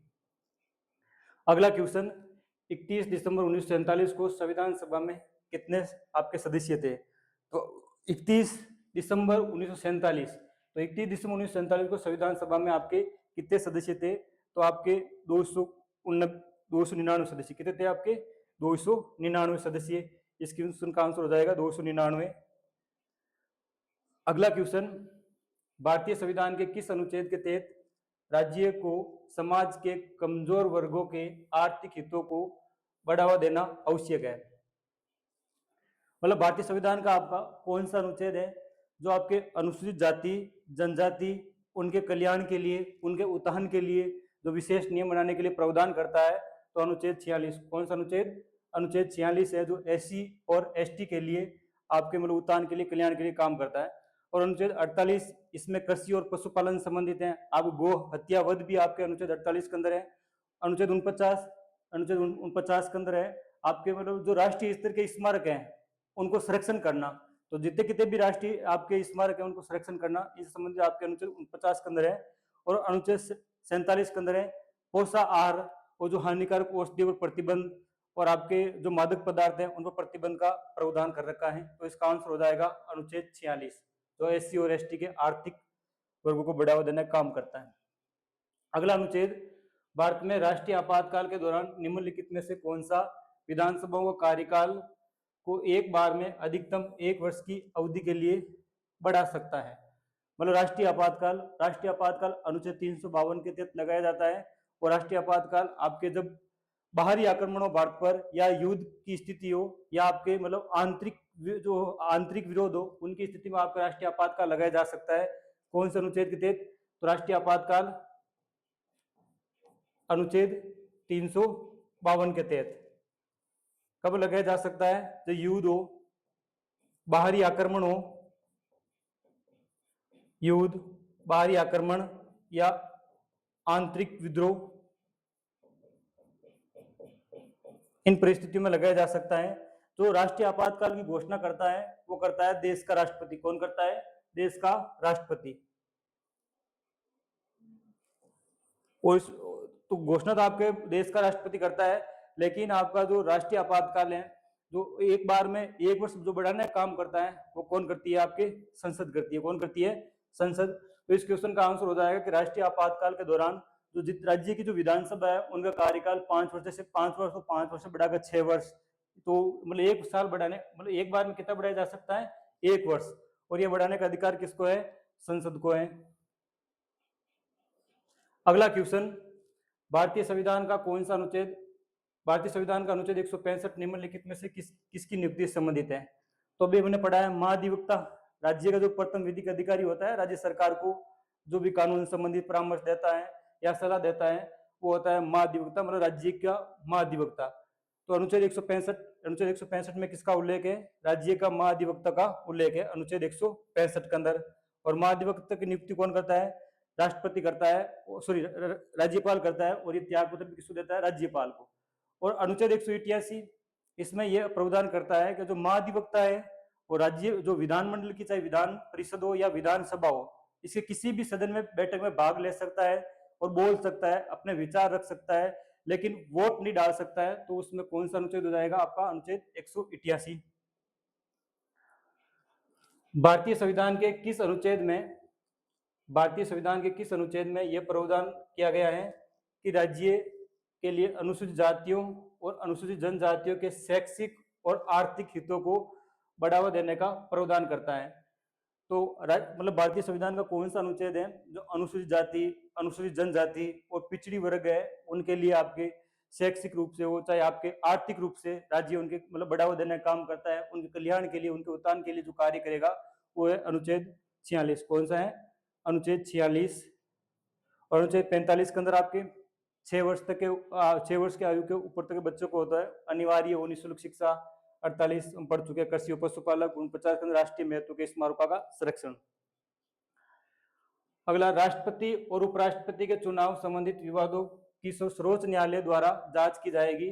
मतलब राष्ट्रपति और जो उपराष्ट्रपति है, चुनाव जो संबंधित जो भी विवाद है उनके जो जांच किसके द्वारा की जाएगी? सर्वोच्च न्यायालय द्वारा की जाएगी। और निर्णय लिया जाएगा कि इसका निर्णय अंतिम होगा। तो इसका उल्लेख भारतीय संविधान के कौन से अनुच्छेद में प्रावधान किया गया है? तो आपको याद रखना है कि जो आपका राष्ट्रपति और उपराष्ट्रपति इनके निर्वाचन संबंधित यदि जो कोई भी विवाद उठता है, उस विवाद का जो अंतिम फैसला है वो आपके सुप्रीम कोर्ट द्वारा किया जाता है। इसका निर्णय कौन करेगा? सुप्रीम कोर्ट या आपका उच्चतम न्यायालय, ठीक है ना। तो इसका कौन करेगा? आपका उच्चतम न्यायालय या सर्वोच्च न्यायालय। तो ये किन से संबंधित या कौन से अनुच्छेद में प्रावधान किया गया है? अनुच्छेद 71। अनुच्छेद 71 के अंदर आपके राष्ट्रपति और उपराष्ट्रपति के जो चुनाव संबंधी विवाद होगा उनका अंतिम फैसला कौन करेगा? आपका सर्वोच्च न्यायालय करेगा। वो इस प्रावधान का उल्लेख संविधान के कौन से अनुच्छेद के अंदर है? अनुच्छेद 71 के अंदर है। अनुच्छेद 58 के अंदर इसमें राष्ट्रपति की संबंधित शर्तें क्या है, शर्तें, और आपकी सॉरी इसमें राष्ट्रपति संबंधी योग्यताएं क्या योग्यताएं, और अनुच्छेद आपके 54 के अंदर के राज्य की जो आपकी केंद्र सरकार की जो कार्यपालिका होती है उसका संवैधानिक मुखिया कौन होगा, आपका राष्ट्रपति होगा। और अनुच्छेद 74 के अंदर इसमें मंत्री परिषद मतलब आपके प्रधानमंत्री की नियुक्ति राष्ट्रपति करता है, मतलब इसमें प्रधानमंत्री की नियुक्ति का उल्लेख है अनुच्छेद 74 के अंदर। अगला क्वेश्चन, भारतीय संविधान का कौन सा अनुच्छेद भारतीय संविधान का अनुच्छेद 49 निम्नलिखित में से किस राज्य के नीति निर्देश तत्व के सिद्धांत संबंधित है। तो इसमें क्वेश्चन पूछा गया है कि अनुच्छेद 49 के अंदर आपका क्या प्रावधान दे रखा है। तो ऑप्शन नंबर आपके एक है कि ऐतिहासिक अभिरुचि और राष्ट्रीय महत्व के सभी स्मारकों का संरक्षण करना, या ऑप्शन नंबर 2 दे रखा है देश की रक्षा करना या आह्वान किया जाने पर राष्ट्रीय सेवाओं को प्रदान करना। और तीसरा ऑप्शन दे रखा है कि कार्य की न्याय संगत और मानवीय स्थितियों तथा मातृत्व राहत सुनिश्चित करना। और ऑप्शन नंबर 4 दे रखा है स्वशासन की इकाइयों के रूप में ग्राम पंचायत का गठन करना। तो आपके क्वेश्चन में दे रखा है अनुच्छेद 49 के अंदर उल्लेखित है कि राष्ट्रीय जितने भी देश के अंदर राष्ट्रीय महत्व के स्मारक हैं उनका संरक्षण करना। तो इसका आंसर हो जाएगा ऑप्शन नंबर 1 कि ऐतिहासिक अभिरुचि और राष्ट्रीय महत्व के सभी प्रकार के स्मारकों के क्या करना, संरक्षण करना। और इसका हो जाएगा अनुच्छेद 40 मतलब ग्राम पंचायत गठन संबंधी कौन सा अनुच्छेद है, अनुच्छेद 40 के अंदर। और कार्य की न्याय संगत और मानवीय स्थिति या मातृत्व सुनिश्चित करना यह अनुच्छेद 42 के अंदर। और आपके देश की रक्षा करना या आह्वान के राष्ट्रीय यह आपका मूल कर्तव्य है। क्या है, मूल कर्तव्य। अगला क्वेश्चन, भारतीय संविधान के किस संशोधन के माध्यम से शिक्षा के अधिकार को मौलिक अधिकार के रूप में नामित किया गया था। मतलब भारतीय संविधान का कौन सा आपका संविधान संशोधन है जिसमें आपके शिक्षा के अधिकार जो अधिनियम है उसको मतलब आपके संविधान में शामिल किया गया था। तो शिक्षा के अधिकार अधिनियम व 86वां संविधान संशोधन, कौन सा संविधान संशोधन, 86वां संविधान संशोधन होता कब, आपके 2002 के अंदर। 86वां संविधान संशोधन 2002 के अंदर इसमें क्या प्रावधान कर रखा है, 6 से 14 वर्ष तक के बच्चों को 6 से 14 वर्ष तक के बच्चों को निःशुल्क व अनिवार्य शिक्षा वो क्वेश्चन ये भी पूछा जा सकता है कि शिक्षा का अधिनियम कब आता है।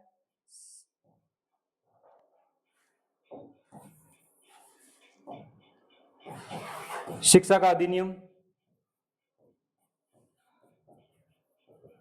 अधिनियम आता है 2009 के अंदर। और ये लागू कब होता है शिक्षा का अधिनियम, 1 अप्रैल 2010। और वर्तमान में आपका शिक्षा का जो अधिनियम है, इस अधिनियम के अंदर निजी स्कूलों के अंदर आपको 25% सीटें, निजी स्कूलों के अंदर 25% सीटें हैं वो गरीब बच्चों के लिए आरक्षित रखी गई है। तो इसका आंसर हो जाएगा 86वां संविधान संशोधन। अगला, क्या भारत में धर्म की स्वतंत्रता की रक्षा भारतीय संविधान के कौन सा अनुच्छेद की बात कर रखी है कि धर्म की आपका जो अनुच्छेद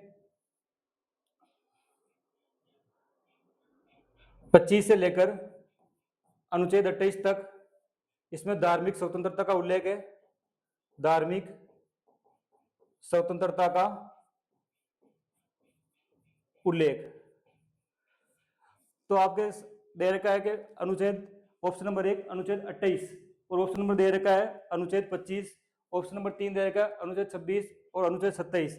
तो अनुच्छेद 25 के अंदर आपके कि भाई कोई भी व्यक्ति किसी प्रकार का धर्म अपना सकता है और उस धर्म के अनुसार आचरण कर सकता है।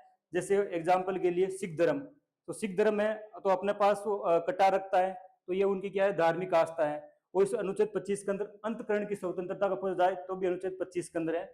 और अनुच्छेद 26 के अंदर है कि धार्मिक कार्यों का प्रबंधन करने का अधिकार। और अनुच्छेद 26 के अंदर है कि राज्य एक विशेष धर्म को बढ़ावा देने के लिए कर नहीं लगा सकता है। और अनुच्छेद 28 के अंदर है कि जो आपके जो शैक्षणिक संस्थाएं हैं, चाहे आपके गवर्नमेंट की जो स्कूल हैं चाहे प्राइवेट स्कूल हैं, वहां पर एक धर्म विशेष की शिक्षा नहीं दी जा सकती है। तो आपका क्वेश्चन दे रहेगा कि धर्म की स्वतंत्रता की रक्षा, तो इसमें आपका अनुच्छेद 25 के अंदर अनुच्छेद 25 के अंदर कि भाई आप किसी प्रकार के धर्म को अपना सकते हो, उनके अकॉर्डिंग आचरण कर सकते हो, प्रचार कर सकते हो, चल अचल संपत्ति अर्जित कर सकते हो उसके लिए। तो ये आपका इसका आंसर हो जाएगा अनुच्छेद 25। अगला क्वेश्चन, 74वां संविधान संशोधन अधिनियम के अनुसार निम्नलिखित में से कौन सी संस्था नगर पालिकाओं को नियमित और निष्पक्ष चुनाव के लिए उत्तरदायी है? तो आपके मतलब 74वां संविधान संशोधन या आपका 73वां संविधान संशोधन या स्थानीय निकाय, जैसे आपके ग्राम पंचायतों का चुनाव है, चाहे पंचायत समिति सदस्यों का चुनाव है, चाहे जिला परिषद के सदस्यों का चुनाव है, जो आप स्थानीय स्तर के जो भी चुनाव करवाती है वो कौन करवाएगा? आपके राज्य निर्वाचन आयोग। कौन करवाएगा? राज्य निर्वाचन आयोग। ये क्वेश्चन भी एग्जाम पूछा गया, ध्यान रखना कि जो स्थानीय स्तर के चुनाव है, चाहे आपके पंचायत, ग्राम पंचायत, जिला परिषद, नगर पालिका, नगर निगम, नगर परिषद, इन सारों के चुनाव कौन करवाता है? राज्य निर्वाचन आयोग करवाता है। और राज्य निर्वाचन आयोग का उल्लेख संविधान के कौन से अनुच्छेद के अंदर है? 243 के और 243 जेड ए के अंदर। यदि आपको पूछ ले जो आपके विधायक है, प्रधानमंत्री है, राष्ट्रपति है, उपराष्ट्रपति है, सांसद है, इन सब के चुनाव कौन करवाते हैं? तो इन सब के चुनाव आपके केंद्रीय निर्वाचन आयोग करवाता है। कौन करवाता है? केंद्रीय निर्वाचन आयोग। यदि आपको पूछ ले स्थानीय स्तर के जो भी चुनाव है, चाहे पंचायत संबंधित हो, चाहे आपके नगरीय निकाय संबंधित संस्थाओं संबंधित हो, कौन करवाएगा? राज्य निर्वाचन आयोग करवाएगा।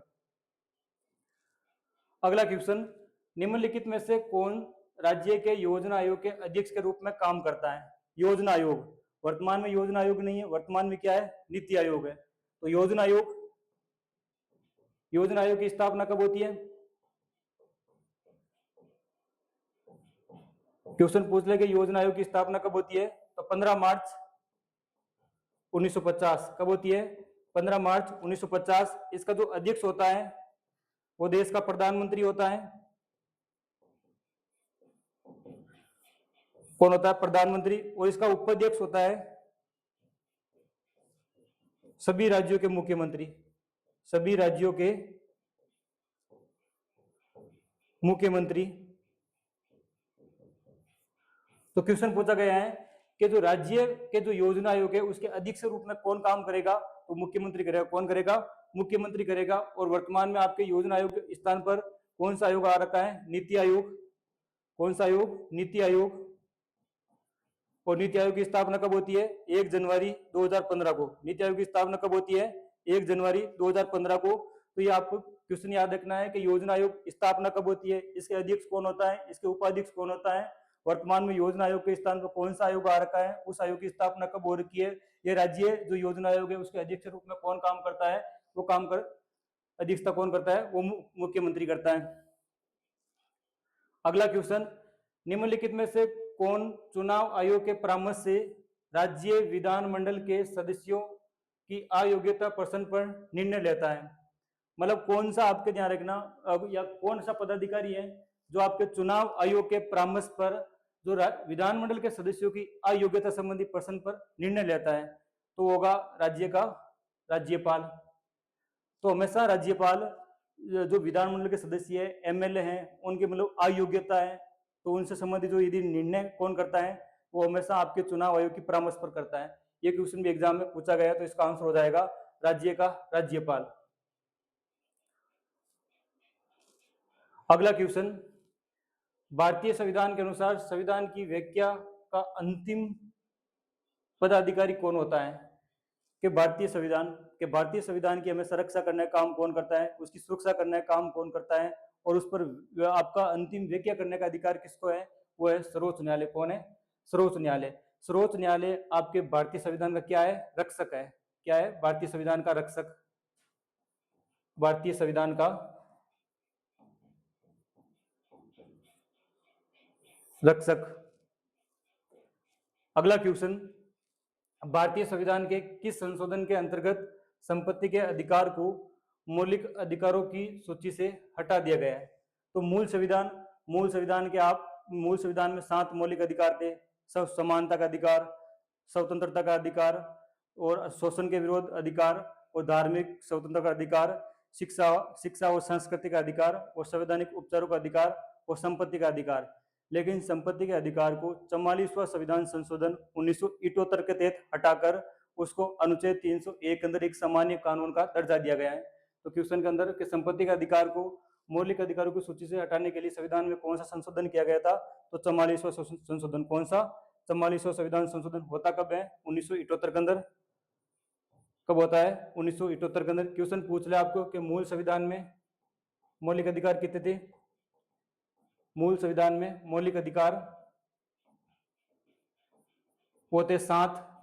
वर्तमान में कितने हैं? वर्तमान में 6। और संपत्ति का अधिकार वर्तमान के अंदर अनुच्छेद 301 के अंदर। कहां पर है? अनुच्छेद 300A। इसमें सामान्य कानून का दर्जा दिया गया। वर्तमान में कोई मौलिक अधिकार नहीं है, सामान्य कानून। तो इसका आंसर हो जाएगा 44वां संविधान संशोधन 1978। ऑप्शन दे रखा है 52वां संविधान संशोधन 1985, ये दल बदल संबंधित है। 42वां संविधान संशोधन, इसे छोटा संविधान के नाम से भी जाना जाता है, और संविधान में जितनी कितनी भी कोई चीज जोड़ी गई है 42वां संविधान संशोधन के तहत। 61वां संविधान संशोधन, पहले आपके वोट डालने की उम्र थी आपके 21 साल, उसको घटाकर 18 कर दिया गया। और उसके लिए संविधान में कौन सा संशोधन होता है? 61वां संविधान संशोधन कब होता है? आपके 1988 के अंदर। और इसमें क्या किया गया था? आपको वोट डालने की उम्र है 21 वर्ष से घटाकर 18 वर्ष कर दिया गया था। मतदान की आयु, मतदान की आयु, वर्तमान वोट डालने की आप के लिए उम्र कितनी होनी चाहिए? 18। और पहले कितनी थी? 21। 21 से 18 कौन से संविधान संशोधन के तहत की गई थी? 61वां संविधान संशोधन होता कब है? 1988 के अंदर। अगला क्वेश्चन, भारत सरकार के अधिनियम 1919 का आधार में बनी सिफारिशों के पीछे प्रमुख व्यक्ति कौन थे? तो 1900, जैसे आपका 1909 का अधिनियम है उसे मार्ले मिंटो अधिनियम के नाम से जाना जाता है, और 1919 के अधिनियम को मॉन्टेग्यू चेम्सफोर्ड अधिनियम, क्या? मॉन्टेग्यू चेम्सफोर्ड अधिनियम। तो इसका आंसर हो जाएगा चेम्सफोर्ड और एडविन मॉन्टेग्यू। 1919 का जो भारत शासन अधिनियम है, तो उनके पीछे ध्यान रखना कौन कौन से व्यक्ति थे आपके? चेम्सफोर्ड और आपके एडविन मॉन्टेग्यू। अगला क्वेश्चन, राज्यपाल पद की शपथ, राज्यपाल को शपथ कौन दिलाता है? तो राज्यपाल मतलब प्रत्येक राज्य का राज्यपाल की नियुक्ति कौन करता है? तो राज्यपाल की नियुक्ति देश का राष्ट्रपति करता है। तो राज्यपाल को शपथ, तो राज्यपाल को पहली बार शपथ का उल्लेख कौन सा अनुच्छेद के अंदर है? राज्यपाल कौन से अनुच्छेद के तहत शपथ लेता है? तो अनुच्छेद 60, अनुच्छेद 60 के तहत क्या लेता है आपका? राज्यपाल शपथ लेता है। उस कौन सी अनुसूची के तहत? अनुसूची बात की जाए तो तीसरी अनुसूची। क्वेश्चन एग्जाम पूछा जा सकता है कि राज्यपाल शपथ लेता है वो कौन सी अनुसूची के तहत लेता है? वो तीसरी अनुसूची के तहत। और कौन से अनुच्छेद के तहत? अनुच्छेद 60 के तहत। और उनको शपथ कौन दिलाता है? उनको शपथ संबंधित राज्य के उच्च न्यायालय का मुख्य न्यायाधीश इनको क्या लेता है? शपथ दिलाता है। अगला क्वेश्चन, भारतीय संविधान के अनुसार निम्नलिखित में से कौन सी अनुसूची सरकार की शक्तियों के पृथक्करण संबंधित है? मतलब भारतीय संविधान के अंदर आपके मूल संविधान में 8 अनुसूचियां थी, वर्तमान में 12 है। कौन सी अनुसूचियां हैं जो शक्तियों के बंटवारे संबंधित है? वो है 7वीं अनुसूची। कौन सी अनुसूची? 7वीं अनुसूची। और इसमें आपके शक्तियों को 3 बंटवारा किया गया है।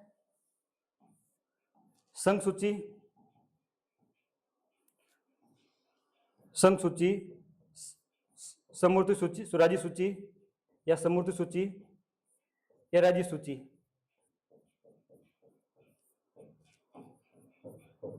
तो शक्तियों के बंटवारे संबंधी कौन सी अनुसूची है? 7वीं। इसमें आपके 3 आपके शक्तियों में बांटा गया है, एक तो संघ सूची, राज्य सूची और समूर्ति सूची। तो संघ सूची पर कानून बनाने का अधिकार हमेशा किसके पास है? केंद्र सरकार के पास। कानून कौन बनाएगा? केंद्र सरकार के पास। और समूर्ति सूची पर कानून कौन बनाएगा? केंद्र और राज्य दोनों मिलकर कानून बनाएंगे। और राज्य सूची पर कानून कौन बनाएगा? राज्य सरकार इस पर कानून बनाएगी। इससे संबंधित कौन सी अनुसूची है? 7वीं अनुसूची। अगला क्वेश्चन, भारतीय संविधान का कौन सा अनुच्छेद पर्यावरण के संरक्षण और सुधार के साथ साथ वनों एवं वन्य जीवों के सुरक्षा को प्रोत्साहित करता है? कि भारतीय संविधान का जो कौन सा अनुच्छेद है वो आपके पर्यावरण का संरक्षण और वन और वन्य जीवों की सुरक्षा को प्रोत्साहित करता है तो वो अनुच्छेद 48A। आपके अनुच्छेद 48 के अंदर जो एक कृषि और पशुपालक से संबंधित है, और इसमें आपके पर्यावरण के संरक्षण और आपके वन और वन्य जीव की सुरक्षा संबंधित उनके लिए आपके 48 कौन सा अनुच्छेद है? 48A। अगला क्वेश्चन, भारतीय संविधान के अनुसार निम्नलिखित में से कौन सी शक्तियां राज्यपाल में निहित नहीं है? मतलब कौन सी शक्ति है जो राज्यपाल द्वारा जारी नहीं की जाती है? तो आपके विवेकाधिकार, वित्तीय शक्तियां, विधायी शक्तियां और रिट जारी। तो आपके विवेकाधिकार और वित्तीय शक्तियां और विधायी शक्तियां ये तीनों किसकी? आपके राज्यपाल की है। और रिट जारी करने की शक्ति है किसकी है? उच्चतम न्यायालय, सर्वोच्च न्यायालय किसकी है? उच्च न्यायालय की। उच्च न्यायालय और उच्चतम न्यायालय, उच्च न्यायालय और उच्चतम न्यायालय। तो उच्च न्यायालय की जो रिट जारी करने की शक्ति है वो अनुच्छेद 226 कौन सी है? 226। और उच्चतम न्यायालय संबंधित है वो आपके अनुच्छेद 32 कौन सा है? अनुच्छेद 32। तो ये रिट जारी करने की शक्ति है, ये राज्यपाल के शक्तियों में शामिल नहीं किया गया है। जो रिट जारी करने की शक्ति है वो उच्च न्यायालय या उच्चतम न्यायालय की होती है। उच्च न्यायालय की जो रिट जारी करने की शक्ति दे रखी है वो कौन से अनुच्छेद के अंदर? अनुच्छेद 226 के अंदर। और उच्चतम न्यायालय को दे रखी है वो अनुच्छेद 32 के अंदर। अगला क्वेश्चन, भारत के योजना आयोग के प्रथम उपाध्यक्ष कौन थे? तो योजना आयोग इसकी स्थापना हमने पढ़ी है 15 मार्च 1950 में इसकी स्थापना होती है। इसका अध्यक्ष प्रधानमंत्री होता है। तो उस समय आपके देश के प्रथम प्रधानमंत्री कौन थे? पंडित जवाहरलाल नेहरू। पंडित जवाहरलाल नेहरू। और इसके प्रथम उपाध्यक्ष कौन थे? गुलजारीलाल नंदा।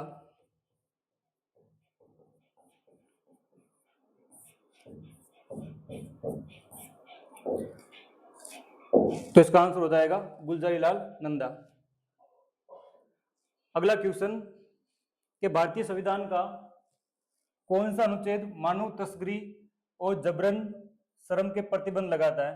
कि भारतीय संविधान का ऐसा कौन सा अनुच्छेद है जो आपके जबरन श्रम और आपके मानव तस्करी, मतलब मानव के साथ दुर्व्यवहार करना, जैसे प्राचीन काल में हम देखते दास प्रथा, तो दास प्रथा जैसी वर्तमान में कोई बुराई नहीं है। और मतलब आपके दे रखा है जबरन श्रम। जबरन श्रम का मतलब है कोई व्यक्ति आपको काम पर बुलाता है और आपसे मजदूरी करवाता है और उसके बदले आपको मतलब वेतन नहीं देता है, मतलब पारिश्रमिक भत्ता नहीं देता है, तो वो क्या कहलाता है? आपके जबरन श्रम कहलाता है। तो इसका उल्लेख संविधान के कौन से अनुच्छेद के अंदर है? अनुच्छेद 23 के अंदर। कौन से अनुच्छेद के अंदर? अनुच्छेद 23। अनुच्छेद 23 के अंदर आपके मानव दुर्व्यवहार या मानव दुर्व्यापार या मानव तस्करी और बलात् श्रम। और अनुच्छेद 24 के अंदर है बाल श्रम। बाल श्रम का मतलब है आपके 14 वर्ष तक के, जो 14 वर्ष से कम आयु के बच्चों को खान व कारखानों में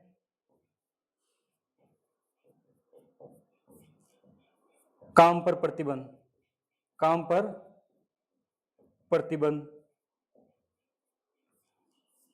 तो आपके ध्यान रखना, मतलब धार्मिक शोषण के विरुद्ध अधिकार हमने अनुच्छेद 23 और 24 के अंदर है। अनुच्छेद 23 के अंदर आपके मानव दुर्व्यवहार या मानव दुर्व्यापार या मानव तस्करी या मानव बलात् श्रम या जबरन श्रम संबंधित है।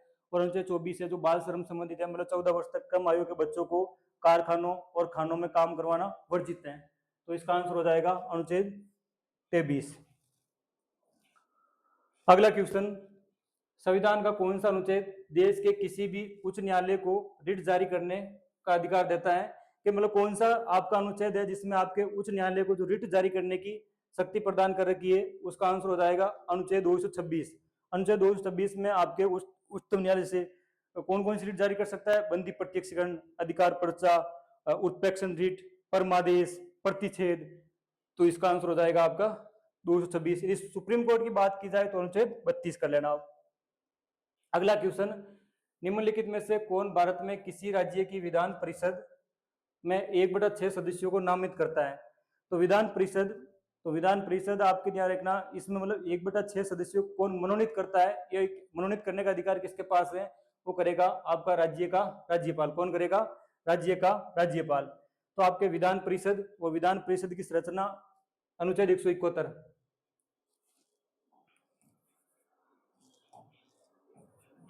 अनुच्छेद 171, इसमें आपके विधान परिषद की संरचना, विधान परिषद की संरचना, और विधान परिषद की संरचना में से इसमें कहा रखा है कि आपके 1/6 सदस्य क्या होंगे? आपके मनोनीत। और पीछे कितने बचते हैं आपके? 5/6 सदस्य क्या होंगे? आपके निर्वाचित। 5/6 सदस्य निर्वाचित होंगे। तो ये आपके जो 1/6 सदस्य मनोनीत करने का अधिकार किसके पास है? राज्यपाल के पास। तो इसका आंसर हो जाएगा राज्यपाल। अगला क्वेश्चन, संविधान का अनुच्छेद 74 निम्नलिखित में से किसका वर्णन करता है?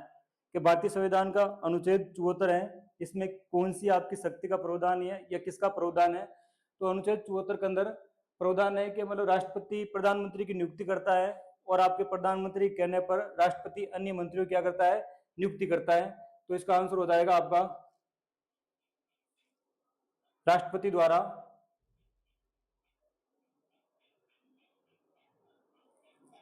इसका आंसर हो जाएगा राष्ट्रपति को सहायता और सलाह देने के लिए मंत्रिपरिषद क्या होगी? आपके राष्ट्रपति को सहायता और सलाह देने के लिए मंत्रिपरिषद होगी, और इसका अधिक समय से कौन होता है? प्रधानमंत्री होता है। अगला क्वेश्चन, के मौलिक कर्तव्य को हमने कौन से देश से हमने ग्रहण किया है? तो मौलिक कर्तव्य तो हमने पढ़ रखा है सोवियत संघ से। कहां से ग्रहण कर रखे हैं? सोवियत संघ से। और मौलिक कर्तव्य के हमारे संविधान के कौन से भाग के अंदर है? भाग, तो भाग आपके 4(a) के अंदर आपके क्या है? मौलिक या मूल कर्तव्य। अनुच्छेद, कौन से अनुच्छेद के अंदर है? अनुच्छेद 51(a) के अंदर आपके मौलिक कर्तव्य है। कहां से ले रखे हमने? सोवियत संघ से इसको ग्रहण कर रखे हैं। मूल संविधान में कितने थे? मूल संविधान में 0। मूल संविधान में कितने थे आपके? 0 है। और इसको कब जोड़े गए थे? 42वां संविधान संशोधन 1976 को एक कमेटी जोड़ने गई थी सरकार द्वारा, सरदार सोहन सिंह कमेटी। उसकी सिफारिश पर 10 जोड़े गए थे, वर्तमान में 11 है। और 11वां कौन सा आपका? मतलब 6 से 14 वर्ष तक के बच्चों को निःशुल्क और अनिवार्य शिक्षा का अधिकार, और इसको जोड़ा गया था 86वां संविधान संशोधन 2002 को। अगला क्वेश्चन, भारत सरकार अधिनियम 1935 में संघ और प्रांतों के बीच शक्तियों का विभाजन कितनी सूचियों में किया गया है? क्या आपके भारत सरकार अधिनियम 1935 के अंदर उसमें आपके केंद्र और राज्यों के मध्य शक्तियों का बंटवारा किया गया है, वो 3 सूचियों के अंदर किया गया। कितनी सूचियों के अंदर किया गया है? 3। कौन कौन सी? आपके संघ सूची, राज्य सूची और समवर्ती सूची।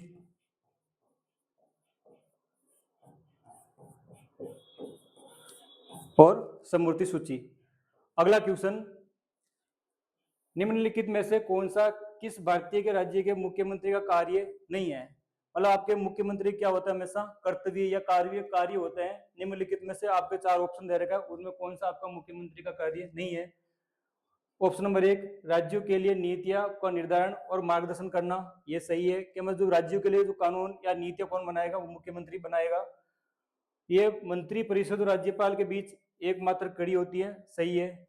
और ये राज्यपाल को सलाह देता है। ये भी इसका आंसर सही है। और अंतर्राज्यीय लोक सेवा आयोग के कामकाज का समन्वय करना, इसके लिए ये ऑप्शन गलत हो जाएगा। तो इसका आंसर हो जाएगा ऑप्शन नंबर डी, जो आपके मुख्यमंत्री क्या है? कार्य नहीं है। अगला क्वेश्चन, भारत के रजिस्ट्रार जनरल और जनगणना आयुक्त का कार्यालय किस मंत्रालय के अंतर्गत आता है? तो भारत के आपके जो जनगणना है, जनगणना कराने के लिए आपका जो एक जनगणना आयुक्त होता है, और जनगणना आयुक्त का जो कार्यालय होता है वो कौन से मंत्रालय के अंदर? आपके गृह मंत्रालय के अधीन आता है। अगला क्वेश्चन, कौन सा निर्देशक सिद्धांत जो सुशासन के लिए ग्राम पंचायत का गठन करने का उल्लेख करता है? मतलब कौन सा अनुच्छेद है इसमें आपके ग्राम पंचायत गठन संबंधित बात कही है?